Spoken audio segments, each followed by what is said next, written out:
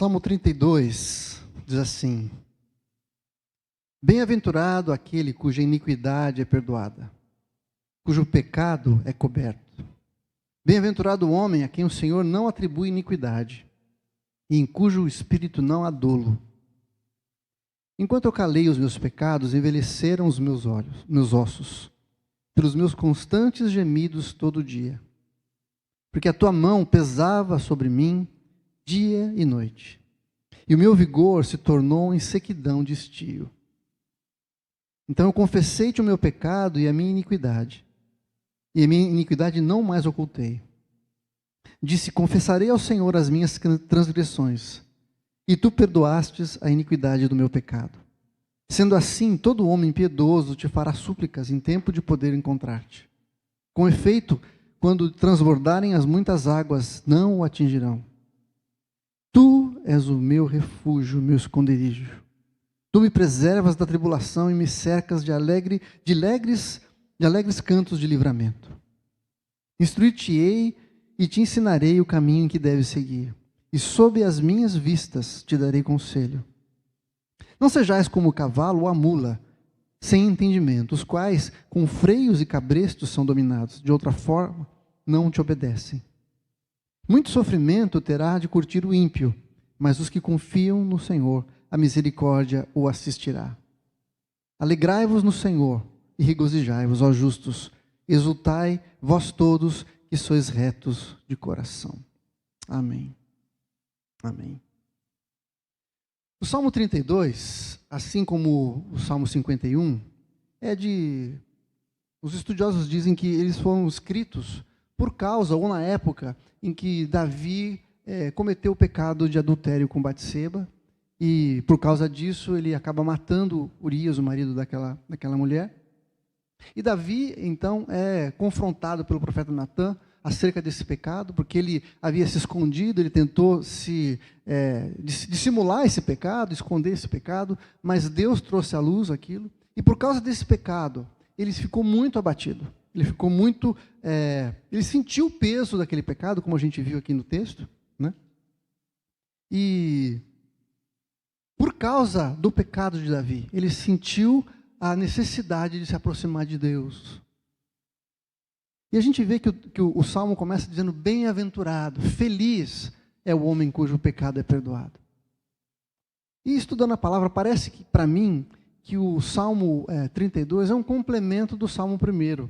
Porque o Salmo 1 também começa com uma bem-aventurança. Eu vou ler para você um pedacinho. Diz assim: bem-aventurado o homem que não anda no conselho dos ímpios, não se detém no caminho dos pecadores, nem se assenta na roda dos escarnecedores. Antes do seu prazer está na lei do Senhor, e na sua lei medita de dia e de noite. Ele é como a árvore plantada junto a ribeiros de águas, que no devido tempo dá o seu fruto, e cuja folhagem não murcha. E tudo quanto ele faz será bem sucedido. O Salmo 1 fala de um homem que é legal, um homem que é fiel a Deus. A gente vê que por causa da fidelidade desse homem, ele é bem-aventurado. Ele não anda segundo os caminhos dos ímpios. Ele é um homem que anda segundo a justiça de Deus. Ele medita na lei do Senhor dia e noite. Esse é um cara bacana. Então ele é abençoado. Faz sentido para você? Não é isso que a gente pensa, de maneira geral? Não é assim que a gente pensa a respeito da bênção de Deus? Que Deus abençoa aquelas pessoas que andam direitinho? Que fazem tudo direito? É normal a gente ver alguém passando por algum tipo de problema, alguma dificuldade, e falar assim: o que será que esse cara aprontou? Não é assim? Então, quando a gente olha para o Salmo 1, a gente fica feliz de ver que aquele que obedece a Deus é abençoado. Mas, por outro lado, a gente pode ficar pensando: mas e aí? E quando eu piso na bola? E quando eu não sou fiel? E quando eu peco? Quando eu erro? Quando eu perco a paciência? Quando eu chuto o pau da barraca? Quando eu piso na bola? É sobre isso que o Salmo 32 fala. O Salmo 32 é para aqueles que pisaram na bola, para aqueles que não andaram no caminho do Senhor o tempo todo. Eu acho que o Salmo 32 é para mim e para você, não é isso? O Salmo 32 é para aqueles que reconhecem que erraram com Deus, que falharam com Deus. E a gente vê no Salmo 32 que eles também são abençoados, também são bem-aventurados. Quem? Aqueles a quem o Senhor não imputa pecado, perdoa os pecados. Que esperança maravilhosa, não é isso? Como isso é bom a gente saber dessa verdade. Mas eu queria começar falando, em primeiro lugar, do problema do pecado, de como o pecado nos afasta de Deus, de como o pecado trouxe para Davi consequências tão terríveis. No versículo 1 do capítulo do Salmo 32, diz assim: bem-aventurado aquele cuja iniquidade é perdoada, cujo pecado é coberto. Bem-aventurado o homem a quem o Senhor não atribui iniquidade, e em cujo espírito não há dolo. Ora, se quem tem o pecado perdoado é abençoado, o que acontece com aquele que não tem o pecado perdoado? Esse era Davi. Ele sofreu as consequências do seu pecado. Ele diz, no verso 3, assim: enquanto eu calei os meus pecados, envelheceram os meus ossos, pelos meus constantes gemidos, todo dia. Porque a tua mão pesava sobre mim dia e noite, o meu vigor se tornou em sequidão. Davi experimentou a angústia de quem estava afastado de Deus. Davi experimentou a consequência do seu pecado, o afastamento de Deus. Pecado significa a gente se desviar do caminho, a gente errar o alvo, a gente se rebelar contra o Senhor. Existe uma rebelião dentro do nosso coração, aquela vontade da gente fazer as coisas do nosso jeito, de achar que nós sabemos o que é melhor para nós. Foi exatamente isso que aconteceu com Adão, não foi? Deus falou: não coma dessa árvore. E aí ele fala assim: será? Acho que Deus não está querendo que eu experimente o que é bom, né? Eu vou lá, eu vou experimentar, sim. E a gente às vezes pensa, eu já pensei, eu no lugar de Adão não ia comer, imagina. Deus falou para não comer, eu vou comer? Não vou. E muita gente fala assim: quando eu chegar no céu eu vou encontrar com Adão, eu vou ter uma conversa séria com ele. Afinal de contas, tudo que a gente está passando aqui é culpa dele. Como se nós não tivéssemos dentro de nós o mesmo tipo de rebelião. O mesmo sentimento de a gente achar que pode fazer as coisas do nosso jeito. De que a gente sabe o que é melhor para nós. Ou eu estou falando alguma bobagem? Quantas vezes a gente já não se achou mais justo do que Deus? Não tem gente que fala assim: se Deus é bom, por que Ele permite esse monte de coisa acontecendo, esse monte de maldade? É como se a gente dissesse assim: e eu não permitiria. Se eu fosse Deus, eu não ia deixar esse monte de coisa. Se eu fosse um Deus bom e poderoso, eu não ia deixar esse monte de coisa ruim acontecendo. Não é isso que a gente pensa muitas vezes? Às vezes a gente não fala, mas a gente pensa. Lá no fundo a gente pensa assim. A gente está se colocando no lugar de Deus. A gente está se rebelando contra a revelação de quem Deus é. Da sua bondade, da sua justiça, do seu poder. Do fato de que Ele conhece todas as coisas e sabe o que é melhor para nós.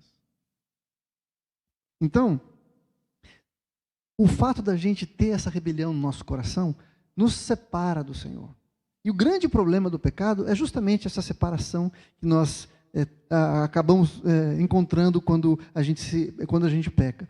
Isaías 59, verso 2 diz assim: mas as vossas iniquidades fazem separação entre vós e o vosso Deus, e os vossos pecados encobrem o seu rosto de vós, para que não vos ouça. Jeremias 2,13 diz: porque dois males cometeu o meu povo, a mim me deixaram, se apartaram de mim, o manancial de águas vivas, e cavaram cisternas rotas, ou quebradas, que não retêm a água. Deus está falando a respeito do seu povo o seguinte: vocês se afastaram de mim, eu tenho água para dar para vocês. Em vez de vocês ficarem perto de mim, para receber a água viva que eu tenho para dar, vocês não só se afastaram, mas vocês começaram a tentar resolver o problema do jeito de vocês. É como se vocês dissessem assim: a gente vai dar um jeito, Deus, não preciso de você não. Eu vou cavar uma cisterna, vou cavar um lugar onde eu possa guardar água para mim, tá? Eu me viro, tá? Não vou fazer as coisas do seu jeito não, deixa que eu me viro. É isso que o pecado faz. Nos separa, nos afasta do Senhor e tenta fazer com que a gente encontre, pela força do nosso braço, condições de viver sozinhos, de resolver as coisas do nosso jeito. Mas o Senhor disse que esse é um mal que o povo dele havia cometido: deixar o Senhor e tentar resolver o problema com o seu próprio braço. O próprio Jesus disse a respeito de si mesmo, em João 4,14: aquele, porém, que beber da água que eu lhe der, nunca mais terá sede. Pelo contrário, a água que eu lhe der será nele uma fonte a jorrar para a vida eterna. Jesus é a encarnação do Deus que tem águas vivas para nós. E Davi sentiu a sede, ele falou que ele ficou seco. Por quê? Porque ele estava afastado do Senhor. Davi, ao pecar, se afastou do Senhor. Ele falou assim: enquanto eu calei o meu pecado, enquanto eu fiquei quieto, enquanto eu tentei esconder isso, enquanto eu não reconheci que eu tinha falhado com Deus, a mão do Senhor pesou sobre mim. E ninguém quer a mão de Deus pesando sobre nós, mas saiba que, para Davi, a mão de Deus pesando sobre ele foi uma providência de Deus, foi um ato de amor. Que a palavra de Deus diz que Deus corrige aqueles a quem Ele ama. A ausência de correção mostra que Deus não se importa. Então, quando Deus colocou a mão dele sobre Davi, é uma maneira de falar: Davi, você tá ruim, cara. Você precisa voltar para mim. Se você não perceber o que está acontecendo com você vai ficar seco, você está longe de mim. Você não vai desfrutar das águas vivas que eu tenho para você. E Deus dá uma grande importância para quando a gente resolver a questão do pecado. Porque o pecado nos separa dele. Sabe, no Salmo 103, o salmista começa dizendo assim: bendize a minha alma ao Senhor, e tudo que em mim bendiga o seu santo nome. Bendize a minha alma ao Senhor, e não te esqueça de nenhum dos seus benefícios. Aí o salmista começa a fazer uma lista dos benefícios que Deus tem trazido para ele. Sabe qual é o primeiro benefício que o salmista se lembra? Ele diz assim: é Ele quem perdoa todas as tuas iniquidades. Depois ele fala de cura, depois ele fala de provisão, mas a primeira coisa que o salmista se lembra é o fato de que Deus havia perdoado as suas iniquidades. A coisa mais importante para Deus é tirar aquilo que nos afasta dele, que é o pecado. Deus quer que a gente tenha nosso relacionamento com Ele restaurado. Essa é a coisa mais importante para o nosso relacionamento. Nenhuma bênção é mais importante do que a própria presença de Deus. Inclusive, a palavra de Deus diz que Deus é galardoador daqueles que o buscam. Eu já falei isso para vocês. E quando a gente pensa em que Deus é galardoador, e para quem não sabe, galardoador é aquele que dá um presente, que recompensa. Deus recompensa aqueles que o buscam, não é isso? E quando a gente pensa numa recompensa para buscar Deus, talvez alguns pensem assim: eu vou buscar Deus, Deus vai me abençoar. Deus vai abrir aquela porta, Deus vai me dar um aumento de salário, Deus vai abrir vai me dar aquela namorada, vai me dar aquele casamento, vai restaurar minha família, Deus vai fazer uma coisa, vai me curar. Não, mas a Bíblia também diz que sim, que aqueles que buscam a Deus vão ter a revelação de quem Deus é. O Senhor fala assim: buscar-me-eis e me achareis quando me buscardes de todo o coração. Sabe o que isso quer dizer? Que a maior recompensa da busca de Deus é encontrar o próprio Deus. A maior bênção que nós temos ao buscar o Senhor é a revelação de quem Deus é. Enxergarmos a Ele, termos acesso à sua presença. Então, para Deus, o nosso relacionamento restaurado é a coisa mais importante que a gente pode ter. Como a gente viu aqui no Salmo 103. Também em Lucas capítulo 5, naquele episódio em que Jesus está numa casa cercado de gente pregando e a casa está lotada, e vem 4 pessoas trazendo um paralítico numa cama. 4 pessoas trazem o seu amigo paralítico. E eles entram pelo teto daquela casa, porque a casa estava muito lotada. E quando eles descem a cama, Jesus fala assim: os teus pecados estão perdoados. Jesus não curou aquele homem imediatamente. A primeira coisa que Jesus faz é curar aquele homem, é perdoar aquele homem. Eu fico imaginando a cara daqueles 4 amigos: caramba, a gente teve esse baita de um trabalho aqui, trazendo esse cara pesado, descendo ele pelo teto, e Jesus vai curar, vai perdoar pecado. Jesus, não é isso que a gente veio buscar. Mas Jesus sabia que a coisa mais importante para aquele homem era ter o seu relacionamento com Deus restaurado. A cura aconteceu em seguida, mas primeiro ele perdoou os seus pecados. Você entende como a prioridade de Deus é resolver a questão que nos separa dele? É perdoar os nossos pecados, é nos trazer de volta para Ele. O último exemplo que eu quero te dar está lá em 2 Crônicas, capítulo 7, verso 14, quando o Senhor fala para o seu povo assim: se o meu povo que se chama pelo meu nome se humilhar e orar e me buscar e se converter dos seus maus caminhos, então eu ouvirei dos céus e farei tudo o que eles quiserem. Vou abençoar para caramba, vai dar tudo certo, no final da história eles vão sair daqui felizes. É isso que o texto diz? Não. O texto diz assim: Eu os ouvirei dos céus e perdoarei os seus pecados. De novo, a prioridade de Deus é resolver o afastamento que nós temos do Senhor. E para isso nós temos uma boa notícia. O Salmo começa dizendo: bem-aventurado aquele que tem o seu pecado perdoado. Isso que o Senhor está falando é que nós temos a possibilidade de ter uma restauração completa do nosso relacionamento. Veja que, nesse caso, o salmista é passivo na história. O que o texto diz? Bem-aventurado o homem que tem, cadê o texto aqui? Só para não falar bobagem. Bem-aventurado aquele cuja iniquidade é perdoada, cujo pecado é coberto. Bem-aventurado o homem a quem o Senhor não atribui iniquidade. Aqui não diz assim, bem-aventurado o homem que não peca, bem-aventurado o homem que é santo, bem-aventurado o homem que não pisa na bola. Não é isso. Porque se fosse assim, estava todo mundo perdido aqui. Não é? Não. O que o texto diz é, bem-aventurado aquele por quem o Senhor faz 3 coisas. O que Deus faz? Ele perdoa o pecado, Ele perdoa a iniquidade e não atribui os pecados daquela pessoa. É tudo Deus que está fazendo. O salmista não fez nada. A bem-aventurança é completamente um ato de graça da parte de Deus. É Deus que se move e perdoa o pecado. Que purifica aquele homem. Que cobre o seu pecado. Percebe? Essa bem-aventurança é uma manifestação da graça do Senhor por nós e pelo salmista. Então, esse salmo é para nós. Esse salmo é para nós. Porque nós somos felizes. Bem-aventurado significa feliz, bem-sucedido, abençoado. E isso acontece pela bondade de Deus, pela graça de Deus. Não pelo que nós fizemos, mas pelo que o Senhor fez. É um ato do Senhor. Essa é a boa notícia que nós temos. Uma restauração completa. O Senhor perdoa, e a ideia de perdoar é tirar de sobre alguém o peso. O peso do pecado. A condenação. Não só isso, Ele cobre o seu pecado. E aqui a ideia é que, quando o Senhor instrui Moisés a construir o templo e a arca tinha a tampa da arca serviria como um lugar onde o sangue do animal seria colocado. De modo que quando Deus olhasse para a arca, Ele visse o sangue e não as tábuas da lei que estavam dentro da própria arca. Ou seja, Ele não via a lei que nos condenava, Ele via o sangue de um cordeiro que havia sido imolado, morto por causa dos pecados daquele povo. E é exatamente isso que é a imagem de Jesus para nós.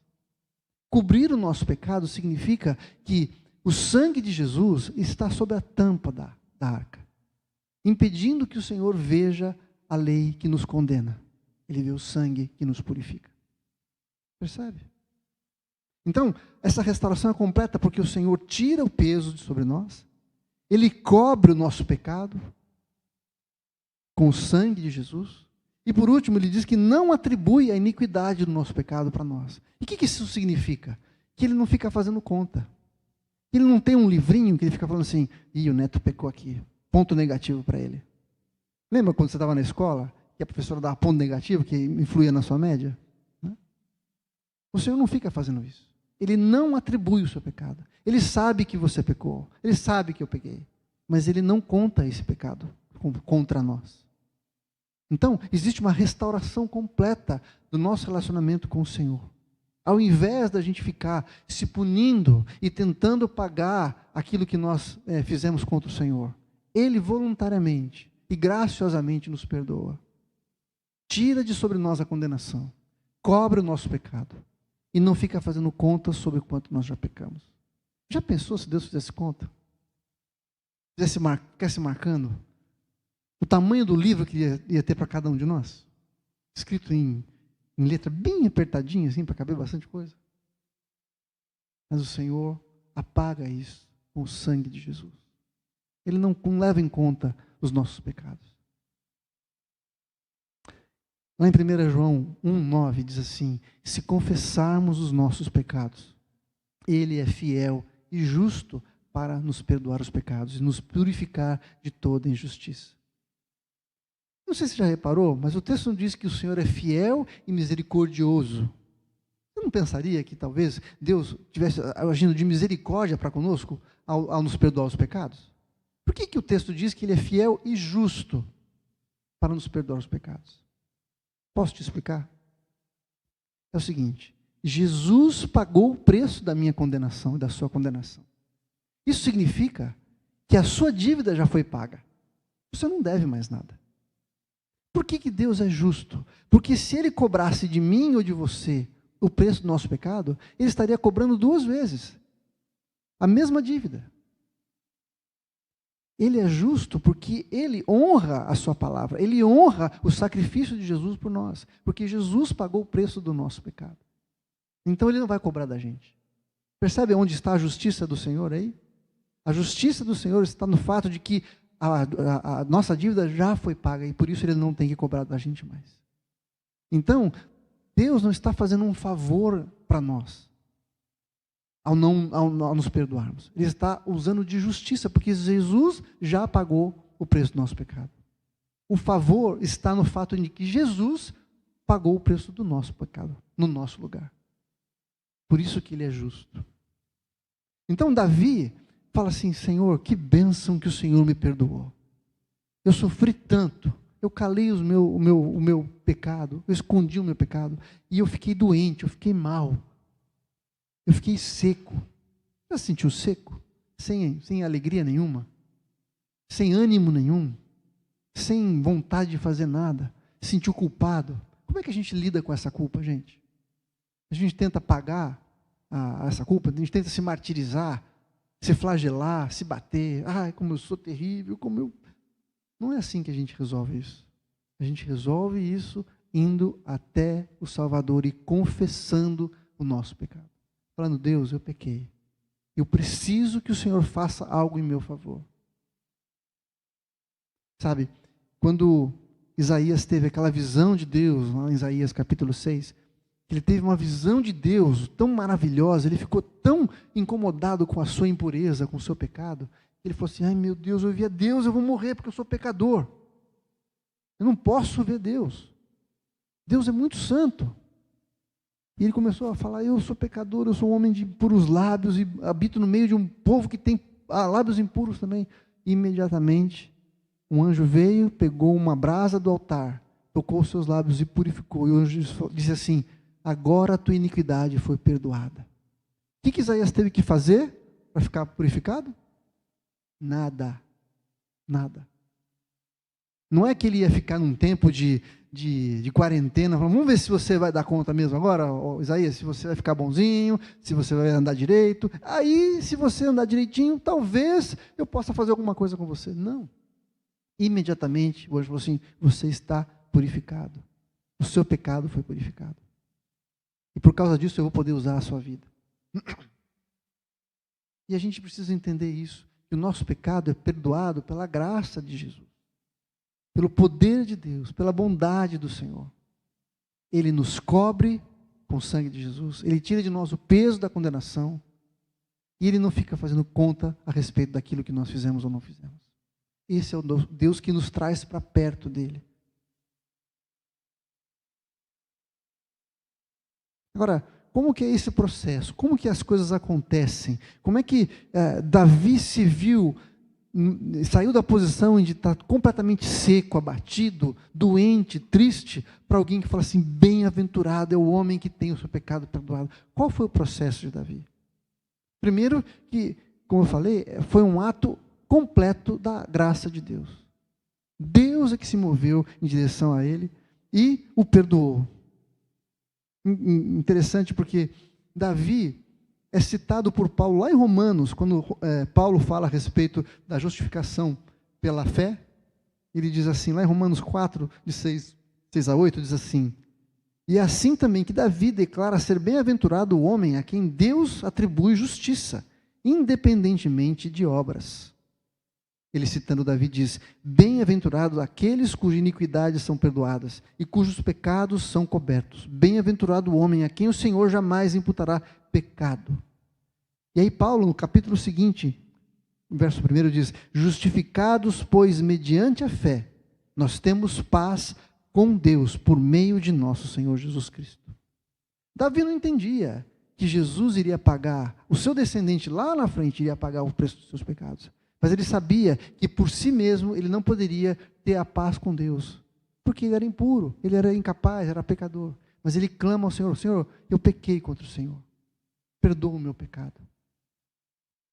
Então, se por um lado é um ato completo da graça de Deus, Davi também tomou algumas atitudes. A primeira atitude que ele tomou foi a confissão. No verso 5 do Salmo 32 diz: confessei-te o meu pecado e a minha iniquidade não mais ocultei.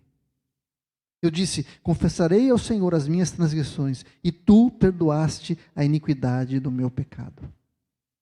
Davi não ficou dando desculpa para Deus. Ah, Deus, eu pequei porque o Senhor sabe, né? Foi difícil. Não dá para resistir, né, Deus? O Senhor sabe, né? A história que eu tenho com a minha família, o meu pai, o que meu pai fez comigo, minha mãe me abandonou, eu apanhei muito quando era criança, por isso que eu sou assim, Deus. Davi não ficou com historinha. Ele falou assim: eu pequei. Eu pequei. E a primeira coisa que a gente precisa fazer é parar de dar desculpas para Deus. É parar de racionalizar. Falar assim: todo mundo faz, Deus, por que eu não posso fazer? Eu não tinha outro jeito. A minha história me faz ser assim, eu sou assim, Deus, nasci assim, com esse defeito, eu não consigo me livrar disso. Não, a gente precisa falar: Deus, eu pequei, eu errei, eu te entristeci, eu te decepcionei, eu fiz aquilo que não te agrada, me perdoa. Eu errei mesmo, Deus, me perdoe. Então a primeira coisa que Davi faz é confessar o seu pecado. Lá em Provérbios, capítulo 28, 13, diz assim: o que encobre as suas transgressões jamais prosperará, mas o que as confessa e deixa alcançará misericórdia. Confessar o pecado e dar meia volta no meio da nossa atitude é que vai nos levar a um relacionamento de relacionamento de novo com o Senhor. Como eu já falei, 1 João 1,9 diz: se confessarmos os nossos pecados, Ele é fiel e justo para nos perdoar os pecados e nos purificar de toda injustiça. Ele perdoa os pecados e perdoa e nos purifica da injustiça. Quando ele fala de perdoar pecados, fala com o nosso relacionamento com Deus. Deus não tem mais aquele pecado contra nós. Mas purificar da injustiça fala sobre a maneira como nós nos vestimos. É como se o pecado tivesse manchado a nossa roupa, a nossa vida. E a gente andasse por aí todo manchado. E o que o Senhor está falando aqui é que Ele nos purifica de toda injustiça. Ele limpa nossas vestes. Nós nos apresentamos como santos e inculpáveis diante dEle, é o que diz a palavra. Irrepreensíveis diante do Senhor. O Senhor zera a nossa vida. Ele passa a borracha mesmo. Então você não tem que ficar se martirizando com aquilo que você fez. O remorso não transforma as pessoas. O que transforma as pessoas é o arrependimento. O remorso não transforma, só traz dor. Mas o arrependimento e a crer que o Senhor nos perdoou, nos aproxima dEle. E nos leva a falar assim: se Deus me perdoou, eu não quero mais ofender o meu Senhor, aquele que pagou o preço do meu pecado. É isso que nos transforma, é isso que nos faz mudar de vida, que muda o nosso coração, muda as nossas atitudes. Olharmos para o Senhor e vermos aquilo que Ele fez por nós. Em segundo lugar, a gente vê que Davi passou então a depender do Senhor. Verso 7 diz assim: tu és o meu esconderijo, tu me preservas da tribulação e me cercas de alegres cantos de livramento. O Senhor passa a ser para Davi aquele que o protege, que o cerca, que o livra. Davi anda em dependência do Senhor. Anda crendo que o Senhor é quem o protege, que o cerca, que o guarda do mal. A dependência de Deus é que levou Davi a experimentar esse sentimento de bem-aventurança. Bem-aventurado aquele que tem o seu pecado perdoado. Ele confessa, ele passa a depender do Senhor. Ao contrário do que fez Adão e Eva. Adão e Eva, quando pecaram, o que fizeram? Fugiram da presença de Deus. Se afastaram do Senhor. E tentaram resolver o problema, como eu falei, do seu jeito. Eles foram lá e pegaram folhas para se cobrir da sua vergonha. Eles estavam expostos. Eles se sentiram completamente expostos diante de Deus. Por isso eles fugiram da presença de Deus. E tentaram resolver o problema colocando folhas de árvores para se cobrir.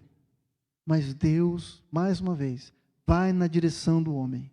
Fala, o que você fez? Por que você fugiu de mim? Ah, Senhor, nós pecamos e ficamos com vergonha. Mas as folhas não poderiam cobrir o pecado daqueles homens, de Adão e Eva. Por isso, Deus os cobre com peles de animais. A primeira alusão ao sacrifício de um animal para cobrir a nossa vergonha, para cobrir o nosso pecado. Apontando para Jesus, que haveria de ser o Cordeiro de Deus que tira o pecado do mundo, cujo sangue é derramado para nos cobrir. Então, Davi, em vez de tentar resolver as coisas do seu jeito, ele vai até a presença do Senhor e passa a depender e fala, Senhor, o Senhor é o meu esconderijo, eu não preciso me esconder do Senhor, é o Senhor quem me esconde de todas as coisas. Quando a gente peca, o segredo não é fugir de Deus, não é passar, se afastar dele e esperar que Deus se esqueça do nosso pecado, não.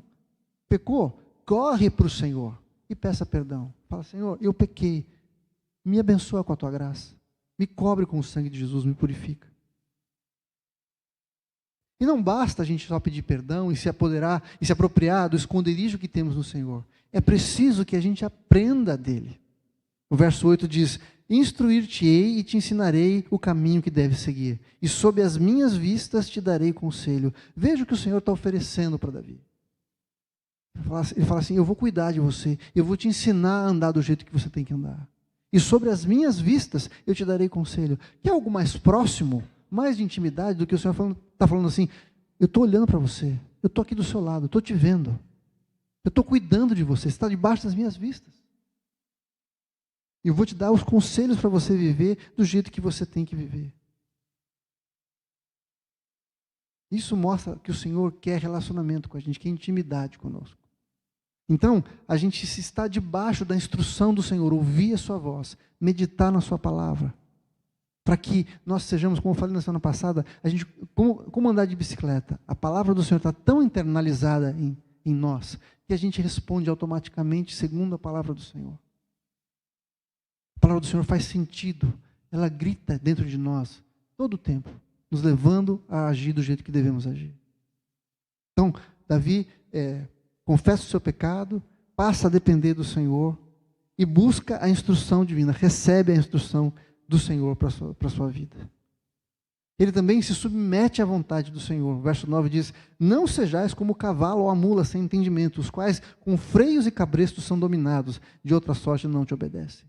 Ele está falando assim, em vez de você ficar agindo só por força, só quando você tem que receber uma punição ou uma repreensão, não seja assim, haja com entendimento.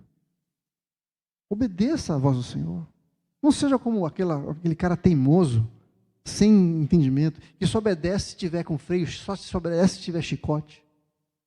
Submeta-se à vontade do Senhor. Ande segundo a vontade do Senhor, para que a sua vida ande direito. É isso que o Senhor fala. E aí a gente vê, na vida de Davi, a alegria completamente restaurada. Verso 11 diz, alegrai-vos no Senhor e regozijai-vos, vós, ó justos, exultai, vós todos que sois retos de coração.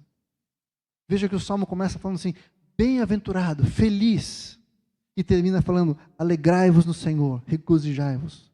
E ele fala, regozijai-vos, ó justos. Ó justos. Até agora o Davi era pecador, estava debaixo de opressão. Como assim, ó justos? É o que eu falei. O Senhor transforma o pecador em justo. A palavra de Deus diz que o Senhor é poderoso para nos purificar de toda injustiça. Nos apresentar santos, inculpáveis e irrepreensíveis diante do Senhor. Nós somos justificados pela fé em Jesus.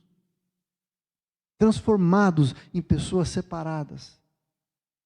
Quando o Senhor olha para nós, Ele não vê mais pecado. Ele vê o sangue de Jesus sobre a nossa vida. Ele vê a justiça de Jesus em nós. É isso que significa Jesus tomar o nosso lugar na cruz.